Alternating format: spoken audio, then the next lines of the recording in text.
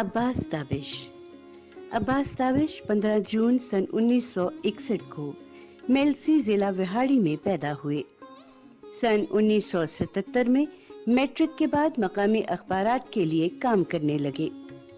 سن 1981 میں پرائیویٹ طور پر F A کیا، روزنامہ جنگ میں ملازمت اختیار کر لی۔ گورنمنٹ کالج لاہور سے ایم اے اردو کرنے کے بعد بطور لیکچرر ملازمت کا آغاز کیا۔ گورنمنٹ کالج گلبرگ لاہور کے شعبہ اردو کے سربراہ رہے۔ عباس تابش عہد جدید میں اردو شاعری کے امام تسلیم کیے گئے۔ ناروے، آسٹریلیا، مسقط، شارجہ، برطانیہ، ہندوستان اور امریکہ کے متعدد مشاعروں میں دھوم مچا چکے ہیں۔ عباس تابش مجلس ترقی ادب کے سربراہ ہیں۔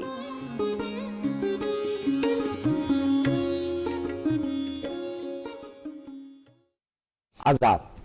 پاکستان ٹیلی ویژن کے پروگرام سدرنگ میں یہ دوسری نشست ہے ہماری ممتاز اردو شاعر محترم عباس تابش کے ساتھ، اور آج ہم ان سے جو گفتگو پچھلے پروگرام میں ہم نے کی تھی اسی کو مزید سوالات کے ذریعے آگے بڑھائیں گے۔ آپ کا بہت شکریہ۔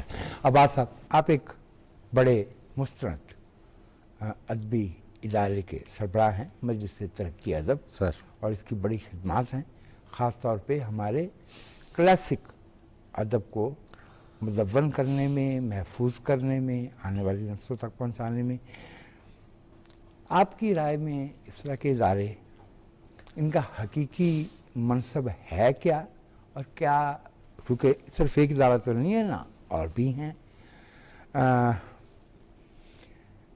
کیا یہ اپنا منصب ادا کر رہے ہیں؟ کسی زمانے میں یہ سب ادارے محکمہ تعلیم کے سے وابستہ ہوتے تھے، اب انہیں اطلاعات کے ساتھ جوڑ دیا گیا ہے۔ اطلاعات کے ساتھ کلچر بھی ہے، تو ہم براہ راست کلچر کے ساتھ وابستہ ہیں۔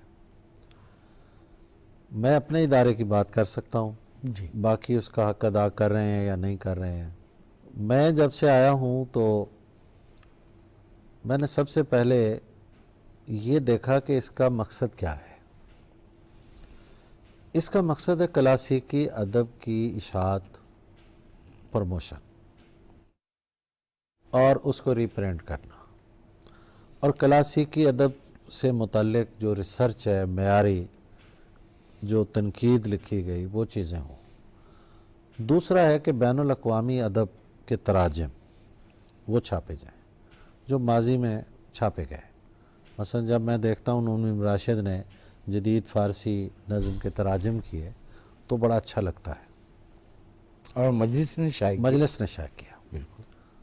تو اب میں نے تراجم کی طرف بھی کافی وہ کام کیا ہے، اور اس میں ہماری جو قومی زبانیں ہیں، وہ براوی ہو، بلوچی ہو، وہاں بھی دوستوں سے گزارش کی ہے کہ آپ کے ہاں جو بڑا فکشن ہے، بڑا تنقید ہے، بڑی شاعری ہے، اس کے ترجمے دیں، ہم چھاپتے ہیں۔ بہت اچھا ہے، یہ بہت اچھا ہے۔ جی ہاں، تو یہ میں انشاءاللہ آپ جلد دیکھیں گے، کچھ چیزیں جو ہیں وہ آ جائیں گی۔ اچھا، اس کا ہمارا جو سب سے بڑا پرابلم ہے وہ ہے فنڈز کا۔ رائٹ۔ اب وہ بھی مسئلہ حل ہوتا ہوا نظر آ رہا ہے، تو جیسے ہی حل ہوگا کتابوں کا سلسلہ جو ہے وہ آ جائے گا۔ دوسرا، ہم اس کے تحت میں نے گزارش کی کہ ہمیں نئے زمانے کے ساتھ چلنا چاہیے۔ ابھی ہم نے ایک اے ڈی پی اسکیم بھجوائی ہے کہ انڈیا میں جیسے ریختہ ہے اس سطح کی ایک ویب سائٹ بنائی جائے، تو وہ بھی امید ہے کہ ہو جائے گا، اور مجلس کے تحت ہی ہم وہ کام کریں گے۔ یہ بہت اچھا ہو جائے گا۔ جی ہاں، یہ بہت اچھا ہو جائے گا۔ بس یہ کچھ کام میں لگا ہوا ہوں کرنے میں۔ بہتر، بہت اچھی بات ہے۔ عباس صاحب، کیا ہمارا ادب معاشرے کو فکری اور تمدنی سطح پہ راستہ دکھانے کا کام کر رہا ہے؟ یہ سوال جو ہے وجاہت صاحب، یہ ہر دور کا سوال ہے۔ میر کے دور میں بھی یہ سوال تھا۔ میں سمجھتا ہوں کہ شاعری پڑھ کے اگر اس زمانے کا آپ کو پتہ نہ چلے، اس کے المیے کا کہ وہ زمانہ تھا کیا، تو اس ادب کا کوئی فائدہ نہیں ہے۔ اب لکھنؤ میں ہم جاتے ہیں، ایک مشاعرہ ہو رہا ہے، اس میں میر صاحب بیٹھے ہوئے ہیں، ساتھ قلندر بخش جرت ہے۔ قلندر بخش جرت پڑھتے ہیں اور وہ مشاعرے کو چھتیں اڑا دیتے ہیں، اور آ کے میر صاحب کی عمر کا آخری دور چل رہا ہے، انہیں پوچھا صاحب کیسا پڑھا؟ تو کہنے لگے میاں شاعری تمہارے بس کی بات نہیں، مجھے ہزاروں شعر یاد ہوں گے۔ میر کا یہ جملہ یاد ہے، قلندر بخش کا مجھے کوئی شعر یاد نہیں ہے۔ یہ زمانہ اب بھی چل رہا ہے، ایسا نہیں ہے کہ سارے لوگ جو ہیں وہ سماجی صورتحال کو ایڈریس نہیں کر رہے، ایسا نہیں ہے۔ وہ لوگ موجود ہیں، کام کر رہے ہیں، ان کی شاعری سے پتہ چلتا ہے کس عہد میں ہم جی رہے ہیں۔ اور ایسے لوگ بھی موجود ہیں جو بس یوں سمجھیں کہ پہلے ہوتا تھا شاعری جو ہے وہ وزن سے گری ہوئی تھی، اب اخلاق سے بھی گری ہوئی۔ اخلاق سے بھی گری ہوئی ہے۔ یونیورسٹیوں میں ایسے شعراء ہیں، نام لینے کی ضرورت نہیں ہے، وہ ایسا پڑھتے ہیں کہ بچوں کا اخلاق تباہ ہو رہا ہے۔ لیکن انہی بچوں میں ایک اچھی خاصی تعداد ایسی ہے جو خالص شاعری سے جڑے ہوئے بچے ہیں۔ جی ہاں، ایسا مایوسی والی کوئی بات نہیں ہے، اچھا اور برا ساتھ ساتھ چلتے ہیں، ہمیشہ۔ لطافت بے کثافت جلوہ پیدا کر نہیں سکتے۔ درست فرمایا۔ وقفے میں جب آپ سے بات ہو رہی تھی آف کیمرہ، تو آپ فرما رہے تھے کہ بھی کتاب چھپ بھی رہی ہے، بک بھی رہی ہے، اور چھپنے والی کتابوں کی تعداد تو باقاعدہ اتنی زیادہ ہے کہ سب کتابوں کو پڑھنا مشکل ہو رہا ہے۔ لیکن ایک بات تو ہے کہ جو ادبی جرائد ہیں ان کی اشاعت بہت کم ہے۔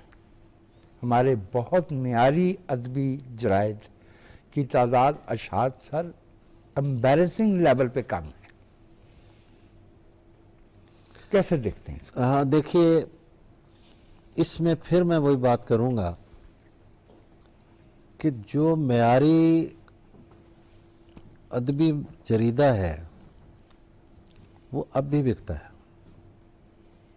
میں آپ کو آصف فروخی کے دنیا ذات کی طرف چھپتا تھا، بکتا تھا۔ آج کا جب بھی شمارہ آتا ہے، آپ بھی ڈھونڈنے جاتے ہوں گے، میں بھی مجھے بتایا گیا کہ خرید 1000 کے قریب اشاعت ہے، اس سے بھی شاید کم ہے۔ دیکھیے، کم ہے یا زیادہ ہے، وہ تو ہمارے ہاں کتاب بھی 500 چھپتی ہے۔ اگر 1000 میگزین بھی چھپ کے لوگوں تک پہنچتا ہے، اگر ایک میگزین میں لے کے آتا ہوں تو مجھ سے 5-10 لوگ لے کے پڑھتے ہیں، تو ایک چیز جو ہے نا وہ سپریڈ ہوتی ہے۔ اور جو بڑا کام ہوتا ہے، بڑی شاعری ہوتی ہے، ادب ہوتا ہے، میرے خیال میں وہ اکثریت کا سبجیکٹ نہیں ہوتی۔ تو فرمایا۔ ہاں، یہ ہمیں سوال اٹھانا ہی نہیں چاہیے کہ جناب اکثریت تک وہ پہنچتی ہے یا نہیں پہنچتی، بلکہ اکثریت جو ہے اس میں سے جو صاحبان ذوق ہوتے ہیں وہ آہستہ آہستہ ادھر پہنچ جاتے ہیں۔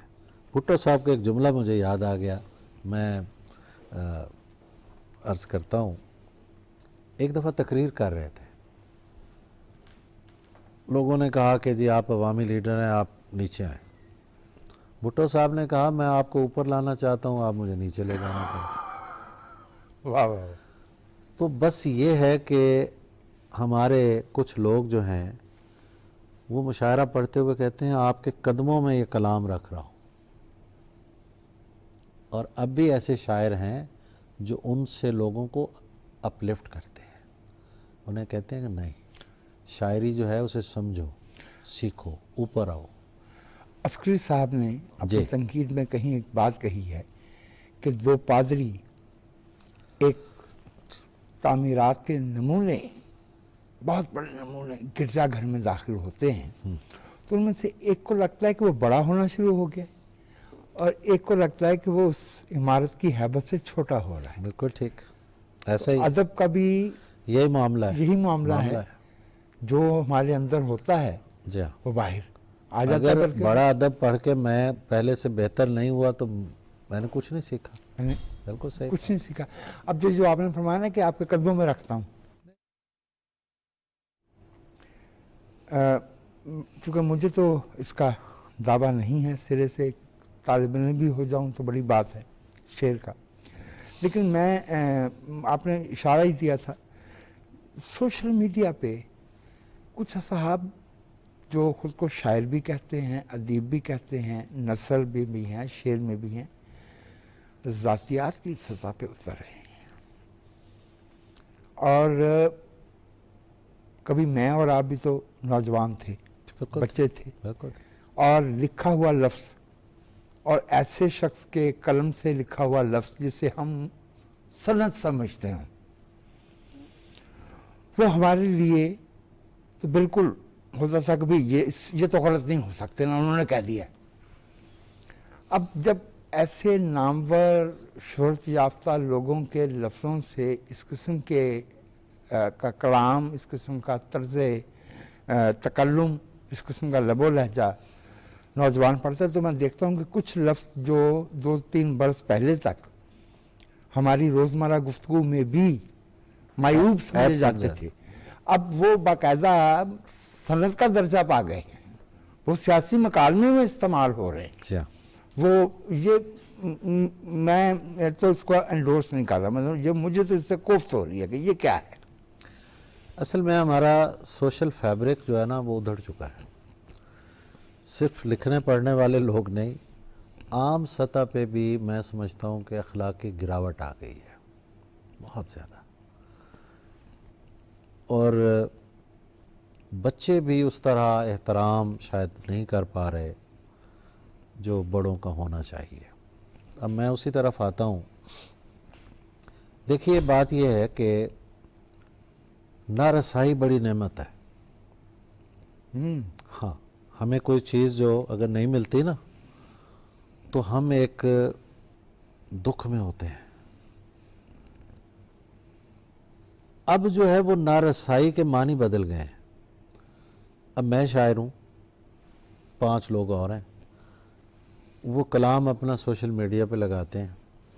دنیا میں جہاں جہاں بھی لوگ بیٹھے ہوئے ہیں وہ کلام سب کا دیکھا جا رہا ہے.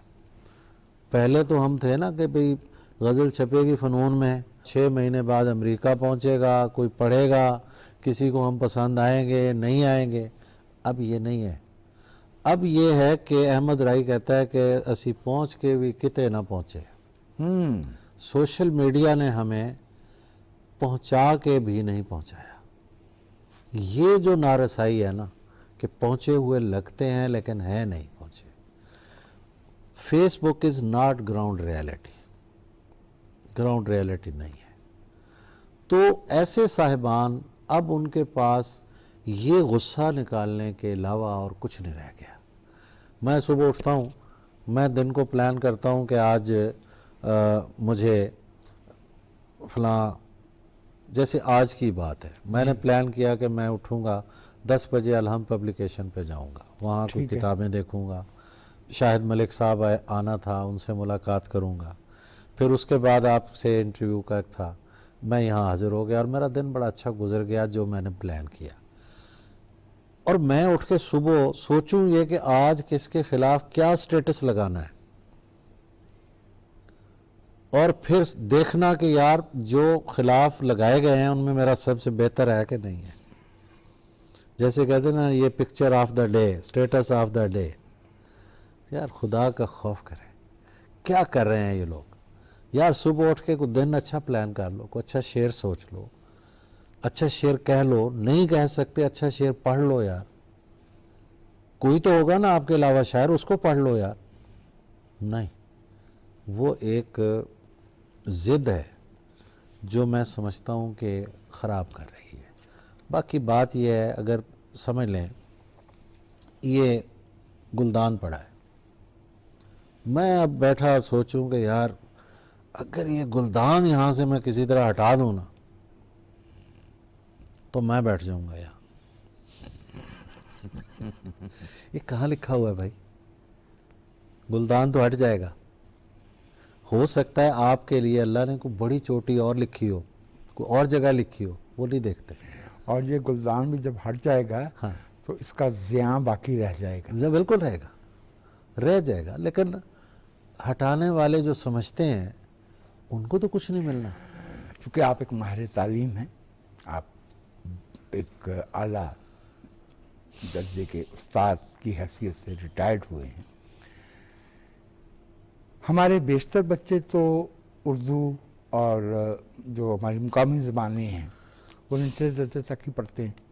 کچھ ہیں جو تخصص کے درجے پہ علم و ادب کی تعلیم پاتے ہیں. جب ان کی تحریر میرے سامنے آتی ہے نا تو پہلی 2-3 لائنوں ہی میں لب و لہجے, لغت سے مجھے اندازہ ہو جاتا کہ بچے نے ایم اے اردو کر لی ہے. ٹھیک صحیح بات. سر, ادب کی تعلیم کا مقصد تو تخلیقی رنگ, اثر, تاثیر پیدا کرنا تھا. کیا بطور اساتذہ کے یہ ہماری ناکامی ہے کہ ہم بچے کو کچھ اصطلاحات تو نوک زباں لے آتے ہیں اس کے, لیکن جو معنی ہے, اگر یہ کہا جائے کہ بھائی یہ آپ نے 3 لائنیں لکھی ہیں تو ایک آدھ زبان تو ہم اور بھی جانتے ہیں, مجھے سرائکی میں یا پنجابی میں ذرا سادہ لفظوں میں بتا دیں کہ آپ نے کہا کیا ہے. صحیح بات. یہ کس قسم کی تنقید ہے جو ریڈیبل نہیں ہے, جس سے اگر ہم جاننا چاہیں کہ کہا کیا جا رہا ہے, اس کا مفہوم کیا ہے. سر اس کا مقصد کیا ہے پھر اس تنقید کا؟ یہ کیا ہم اگلا درجہ تدریس میں کوئی منصبی ترقی کے لیے یا اپنے تحقیقی مضامین کی تعداد بڑھانے کے لیے کر رہے ہیں؟ مجھے یہ ادب کے ساتھ ظلم لگتا ہے. یہ بالکل آپ درست کہہ رہے ہیں, میں اس سے ایگری کرتا ہوں. دیکھیے, باہر کے جو تنقیدی ضوابط ہیں یا اصول ہیں ان پر آپ اپنی مشرقی شاعری کو نہیں پرکھ سکتے. نظم کو پھر بھی کسی حد تک کھینچ تان کے آپ ان پیمانوں سے ناپ لیں گے, لیکن غزل تو بالکل نہیں کر سکتے. لیکن جدیدیت اور ما بعد جدیدیت اور ان کی جو اصطلاحات ہیں, میں خود پڑھتا ہوں تو مجھے شعر سمجھ آ جاتا ہے, اس کی تنقید سمجھ نہیں آتی. سختیات سمجھ آتی ہے, مجھے نہیں سمجھ آتی. صحیح بات ہے جی, میں اپنی کم علمی کا اعتراف کرتا ہوں, مجھے نہیں سمجھ آتا. سر میں تو بہت سے جو نوجوان شعراء ہیں ان کا شعر پڑھ کے کھل اٹھتا ہوں. ایسی جگہوں سے ایسا ترشا ہوا شعر سامنے آ رہا ہے. میں جاننا چاہوں گا کہ آپ کی نظر میں بھی ایسے نوجوان شعراء ہوں گے جی ہاں. جو تو اگر دیکھیے آپ وجاہ ذکر صاحب, فرمائیں. ماضی کی نسبت اب زیادہ بچے شعر کہہ رہے ہیں, اور جو بھی بچہ آتا ہے نا شروع میں 4, 5, 6 غزلیں بہت اچھی کہتا ہے. وہ ڈھلی ڈھلائی اس سے سرزد ہو جاتی ہیں.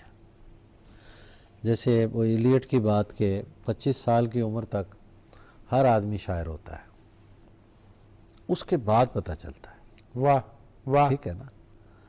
تو وہ جو ڈھلی ڈھلائی غزلیں آتی ہیں وہ شاعر کو وہم میں مبتلا کر دیتی ہیں کہ زندگی بھر یہی ہوتا رہے گا. ایسا نہیں ہوتا. یہ تخلیق کی کیا مسٹری ہے, You have to move ahead. یہ اللہ کا کیا نظام ہے, تخلیق کا ایک پراسرار سا ایک سلسلہ ہے جس کی مجھے نہیں, میں یہی سمجھ پایا ہوں کہ بچے آتے ہیں, بچہ آتا ہے شعر پڑھتا ہے, شعر ہی ضرب المثل بن جاتا ہے, بعد میں کچھ بھی نہیں ہوتا. وہ اس غلط فہمی میں مارا جاتا ہے کہ اسی طرح غزلیں آتی رہیں گی, نہ پڑھنے کی ضرورت ہے, نہ ریاضت کی ضرورت ہے, گیدڑ نہ سنگی میرے پاس آ گئی ہے, جی ہاں بس یہ الادین کا چراغ, بس اسی کو رگڑیں گے اور ہوتا رہے گا. اس ٹکسال پہ. یہ چیز جو ہے نا یہ بڑی نقصان دہ ہے. میں تو کوشش کرتا رہتا ہوں اپنے طور پہ, چونکہ پڑھاتا بھی رہا ہوں, تو بچے ایسے ملتے ہیں تو میں انہیں کہتا ہوں یار شمس الرحمن فاروقی کی شعر شورانگیز پڑھ لو یار, میر کے منتخب کلام کی شرح پڑھو گے, میر کی زبان میں فراق کے شعر اندازے کی دیکھ طرفیں, لو, حسن عسکری صاحب کی تنقید دیکھ جی ہاں لو, جی ہاں, سلیم احمد صاحب کو پڑھ لو, کیا بات ہے کیا بات. تو تمہیں کچھ تو اندازہ چیزیں کچھ سمجھ آ جائیں گی. اور کئی بچے ہیں ایسے پڑھتے ہیں, ایسی بات نہیں ہے کہ کوئی مایوسی والی بات ہے. چند بچے ہیں ایسے جو نہیں اس طرف آتے, وہ کہتے ہیں جی سوشل میڈیا پہ. اچھا بڑی مزے کی بات آپ کو بتاؤں, فرمائیے. پہلے ہم کسی کو کہتے تھے نا یار یہ فلاں بڑا اچھا شاعر ہے, تو دلیل کے طور پہ ہم اس کا شعر سناتے تھے.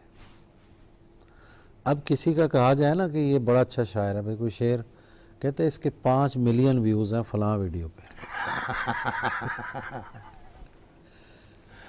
اب ویوز ہیں, یہ سند ہے اس کے اچھے شاعر ہونے کی. ہر تیسرے دن ہاں CNN پہ سر 89, 87, 91 ایئر اولڈ ایکٹر ایکٹریس ہاں. کا انتقال ہوتا ہے, 3 لائنوں کی اوبیچری ہوتی ہے, اور ان کو بتانا پڑتا ہے کہ یہ کس فلم کا سٹار ہے. ہائے تو یہ جو جریدہ عالم ہے اس پہ نشان چھوڑنا مشکل کام ہے, مشکل کام. کون ستارے چھو سکتا ہے, رحم سانس اکھڑ جاتی ہے. بالکل صحیح بات ہے. جب تک آپ مسلسل مشق سے اور مسلسل واردات سے نہیں گزریں گے نہیں گزریں گے, آپ ٹھہر جائیں گے, اور پھر زمانہ آپ کے انتظار میں نہیں بیٹھا, وہ آگے نکل جاتا ہے. اچھا ابھی آپ نے فرمایا نا کہ اتنے ملین ویوز ہیں. میں نے بھی یہ محسوس کیا ہے کہ بھئی یہ کیا ہے, نیچے ایک ایموجی دے دیتے ہیں گڈ کی, لائک کی.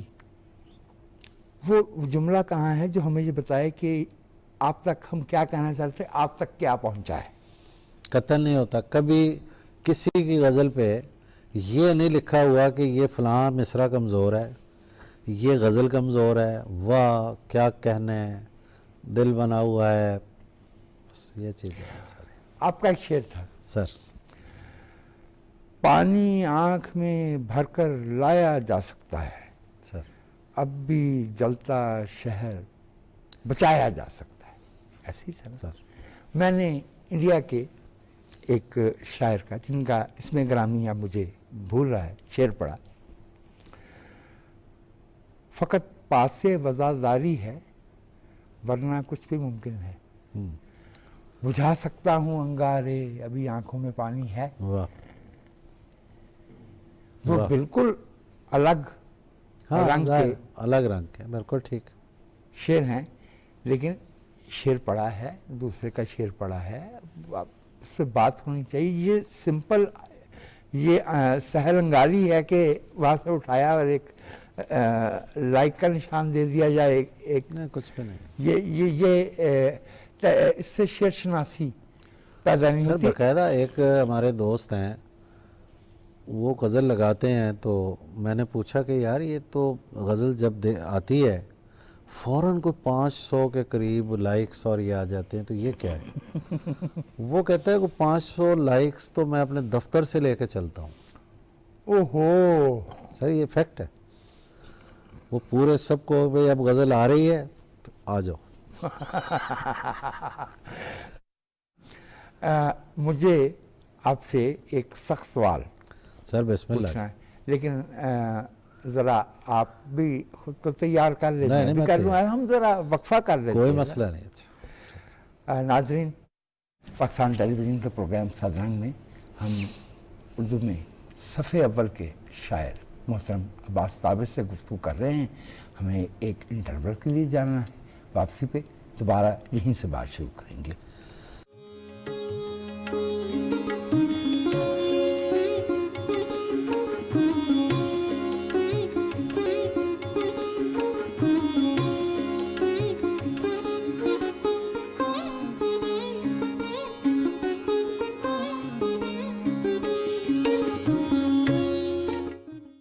خطے میں اقتصادی شراکت داری دیرپا امن سے مشروط کی. ہندوتوا کے نشے میں دھت سیکولر بھارت کا کیا ہوگا؟ کیا معاشی گرداب سے نکلنے کا واحد راستہ چارٹر آف اکانومی ہے؟ اقتدار کی سیاست کے لیے ریاست نشانے پر کیوں؟ ان پیچیدہ معاملات اور ان محرکات کو جاننے کے لیے بحیثیت قوم ہم سب کو مل کر سوچنا ہوگا.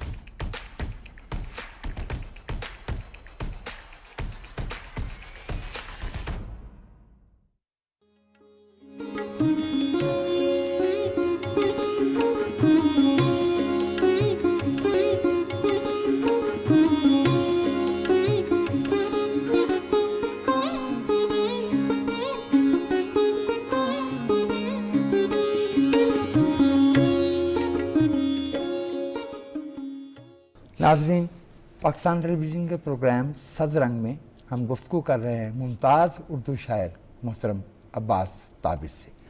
عباس صاحب، آپ عصر حاضر میں مشاعرے کے مقبول شعراء میں سے شمار کیے جاتے ہیں. ایک عام تاثر یہ ہے کہ مشاعرے کو ذہن میں رکھتے ہوئے جو شاعری کی جاتی ہے اس کی کچھ خاص تحدیدات ہوتی ہیں، اس میں کچھ فوری رسائی کے پہلو رکھنا پڑتے ہیں. کیا یہ تاثر درست ہے؟ دیکھیے، مشاعرے کی حد تک یہ بات ٹھیک ہے، لیکن میرا جو طریقہ کار ہے وہ تھوڑا مختلف ہے. جی.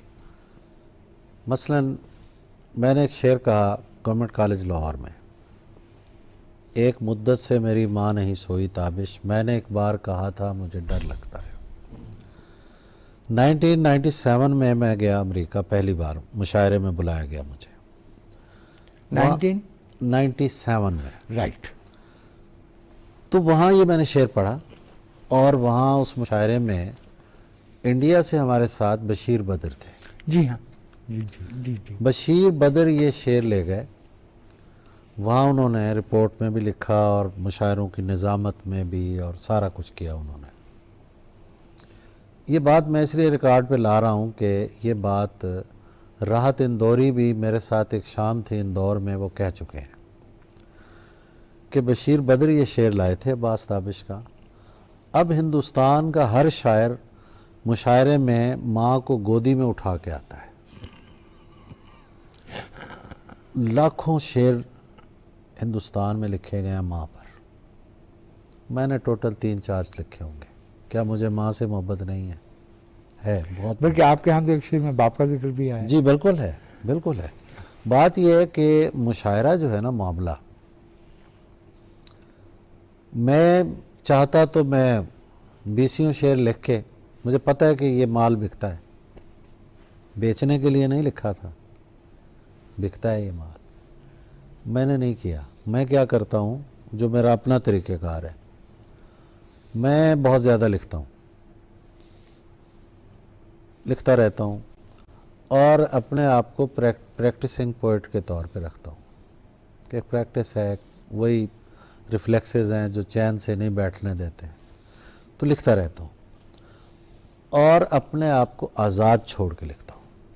تخلیق کی تحریک ہے نا، چل رہی ہے اندر. بالکل. میں سال میں اگر میں نے 100 غزلیں لکھی ہیں تو مشاعرے میں پڑھنے والی 4-5 غزلیں ہوں گی جو خود بخود ہو گئی ہیں. صحیح. بس یہ میرا طریقہ کار ہے. اور لیکن پھر بھی میں کسی حد تک سمجھتا ہوں کہ مشاعرہ جو ہوتا ہے اس کی واہ واہ جو ہوتی ہے وہ آپ کو خراب کرتی ہے. اس میں کوئی دوسری رائے نہیں ہے. آپ نے وہ شعر عطا کیا جسے بشیر بدر صاحب انڈیا لے گئے، اور پھر ماں جو ہے وہ اردو غزل میں اس طرح سے گھسی کہ غزل باہر نکل. بالکل ایسا ہی. اسی غزل میں سے اگر آپ اجازت دیں سر بسم کہ اللہ. ہم نے یہ، اگر میں غلطی نہیں کرتا تو یہ آسمان میں، جی بالکل بالکل دوسرے یا تیسرے نمبر پہ یہ غزل. بالکل صحیح. لفظ ہاتھوں سے بنائی ہوئی چادر جیسا اوڑھ لیتا ہوں تو سب خواب ہنر لگتا ہے. مجھ سے تو دل بھی محبت میں نہیں خرچ ہوا، تم تو کہتے تھے کہ اس کام میں گھر لگتا ہے۔ بہت محبت ہے آپ کی، بہت محبت جی۔ ایک ذرا لائٹ نوٹ پہ آپ سے سوال پوچھنا، چونکہ آپ میں تو ڈر گیا تھا کہ پتہ نہیں کتنا سخت سوال ہوگا، میں واقعی ڈر گیا تھا۔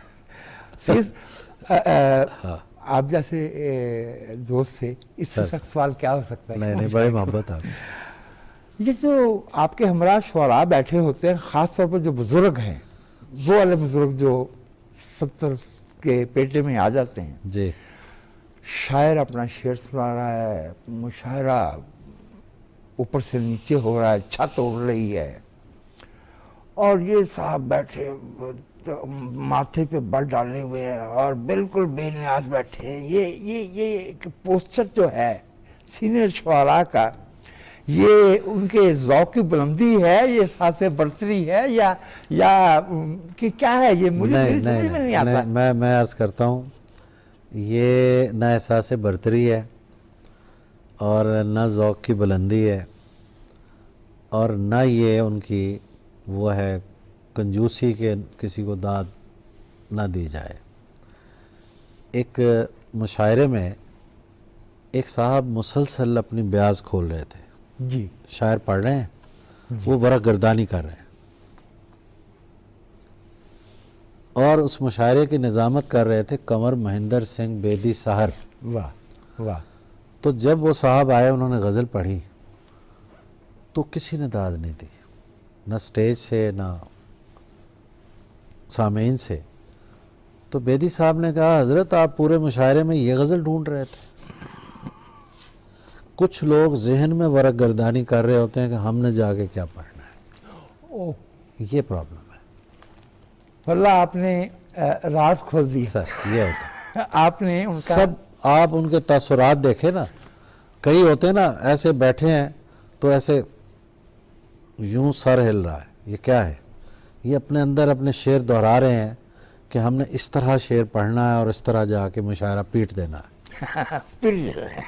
لاٹھی چارج کر دینا ہے۔ میں مشاعرہ سنتا ہوں، اچھے شعر پہ داد دیتا ہوں، پوری حاضر اس ہو کے بیٹھتا ہوں، اگر میرے ویڈیوز آپ نے دیکھے ہوں، لیکن جب میں جاتا ہوں مجھے نہیں پتا میں نے کہاں سے شروع کرنا ہے، جہاں سے بس شروع کر دیتا ہوں۔ سید، یہ آپ کی کلیات ہے سر۔ عشقاباد، درخواست ہے سر کہ ہمیں اپنی پسند کی کوئی ایسی غزل عطا کیجیے جو آپ کو پسند ہو اور وہ مشاعرہ ذاتی داد سے محفوظ رہی ہو، کچھ پڑھ لیجیے۔ اسی سے سنو، بسم اللہ، کہیں سے کسی بھی مجموعے سے جو آپ کو پسند ہو۔ چلیں۔ نہیں، میں اصل میں اس کا یہ سوال مجھ سے اکثر کیا جاتا ہے، لیکن اس کا مسئلہ یہ ہے کہ میں نے آج تک وہ غزل نہیں لکھی جو مجھے پسند ہو۔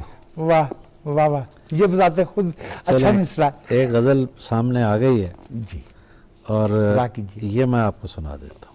لہو لہو ہیں مگر یہاں ہم یہ جاننے کو رکے ہوئے ہیں، مگر یہاں مگر لہو لہو ہیں مگر یہاں ہم یہ جاننے کو رکے ہوئے ہیں، لہو لہو ہیں مگر یہاں ہم یہ جاننے کو رکے ہوئے ہیں، یہ بانس کی کوپلیں ہیں یا اس زمیں کے ناخن بڑے ہوئے ہیں، زمین کے ناخن بڑے ہوئے، نہ جانے کس نے اڈیل دی شہر غم پہ مہتاب کی سراہی، نہ جانے کس نے اونڈیل دی شہر غم، نہ جانے کس نے اڈیل دی شہر غم پہ مہتاب کی سراہی، مہتاب کی سراہی، گلیوں میں بہہ رہی ہے پیالے اوندھے پڑے ہوئے ہیں۔ سبحان اللہ، یہاں ظہیر کاشمیری کو اور مجھے ہونا چاہیے تھا۔ سر دوسرا مسئلہ پھر عطا کیجیے۔ نہ جانے کس نے اڈیل دی شہر غم پہ مہتاب کی سراہی،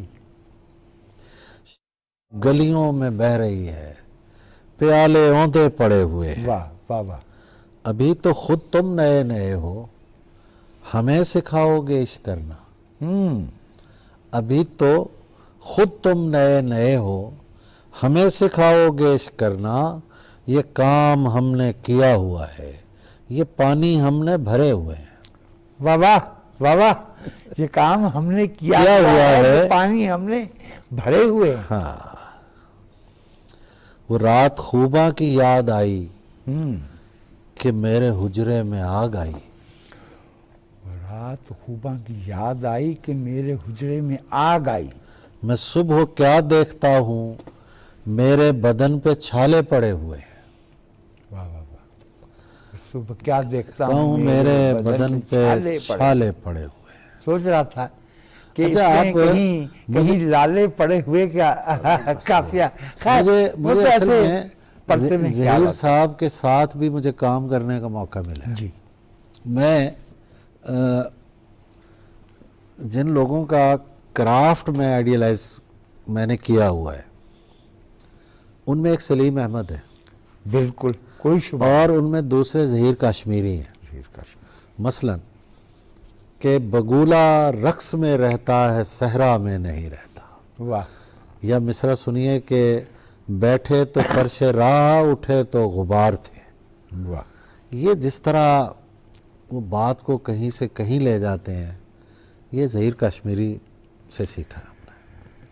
یہ آپ نے بالکل بجا فرمایا, بالکل بجا فرمایا. ظہیر صاحب, سیف الدین سیف صاحب, جی ہاں, یہ ایک خاص عہد, ایک خاص رد عمل. یا انجم رومانی صاحب کے انجم رومانی صاحب, ایک قصہ پارینہ ہوئی سطوت شاہی, دل شاہ جہاں آج بھی دربار کرے ہے. دربار کرے. کیا یہ تو مصرے کے آخر پہ یہ کلاسک رنگ لانا, اول چلے من جملہ آداب جو بات, ہاں ہاں, آخر وہی تعزیر بنی ہوتی ہے. حالانکہ باقاعدہ بہت سے شعراء نے یہ زمین استعمال کر رکھی ہے. جی جی, میں نے بھی اس میں شعر کہا ہوا ہے. آپ نے بھی کہے ہوئے نا, لیکن سبحان اللہ, اول چلے من جملہ آداب جو بات, کچھ طبیعت بھی فقیروں کی غنی ہوتی ہے. کیا غزل ہے. انجم صاحب کے ہاں تو یہ معاملہ تھا. آپ کے اپنے ہم اثر شعراء میں سے آپ کنہیں پسند کرتے ہیں؟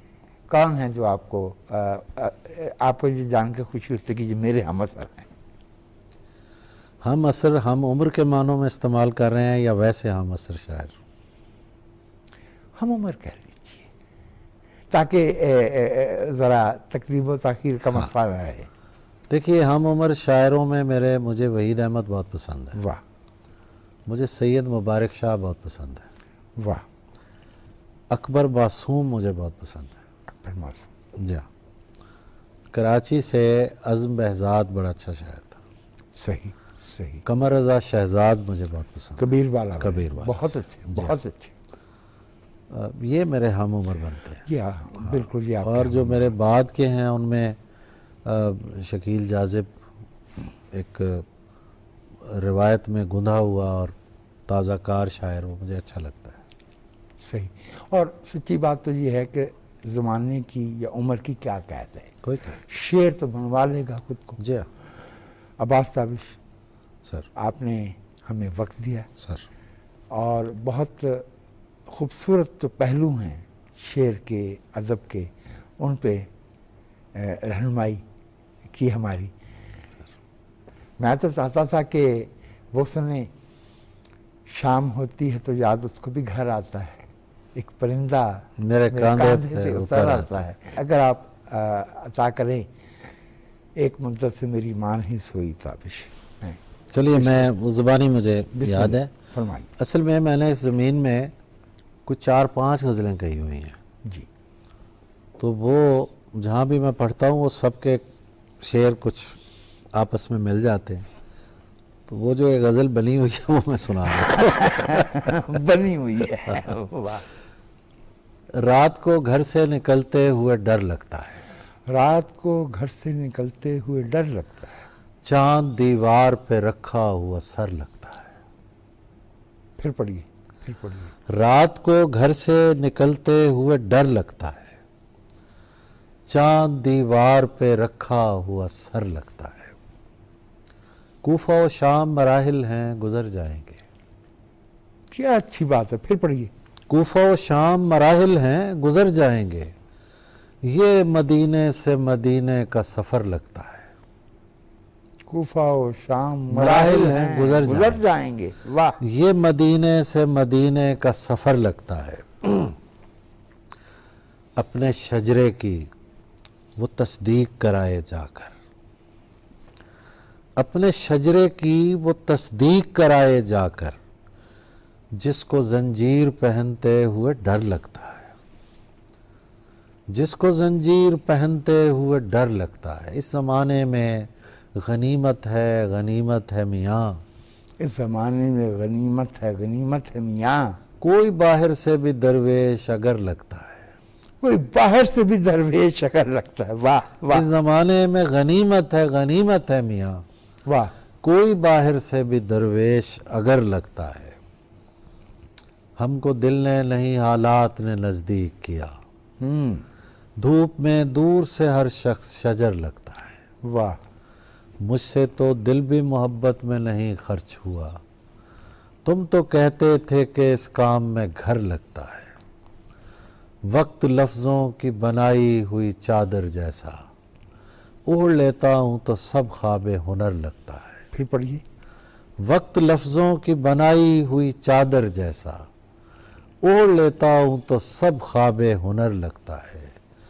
ایک مدت سے میری ماں نہیں سوئی تابش، میں نے ایک بار کہا تھا مجھے ڈر لگتا ہے. ایسا کئی دفعہ ہوتا ہے کہ شاعر شعر کہتا ہے، شعر بہت عمدہ ہوتا ہے، زبان خلق یا حافظہ خلق جو ہے وہ اس میں ترمیم کر دیتا ہے. جی بالکل بالکل ہوتا ہے ایسا. یہ ضرب المثل شعر جو ہے ان کے ساتھ یہ زیادہ ہوتا ہے. اور پھر وہ جو تحریف ہوئی ہوتی ہے وہ زیادہ تر وہ اسی طرح ہی پڑھی جاتی ہے. جی اب جیسے میں آپ کو سبط علی صبا کا شعر ہے، جی جی دیوار کیا گری میرے خستہ مکان کی، وہ تو کچے لوگوں نے کیا ہے. خستہ تھا. ہاں جیسے احمد مشتاق کا لوگوں شعر کو ہے. کچے مکان میں جو شیعیت ہاں. تھنگنس محسوس ہو رہی تھی وہ خستگی میں نہیں ہو رہی. نہیں ہے اس میں.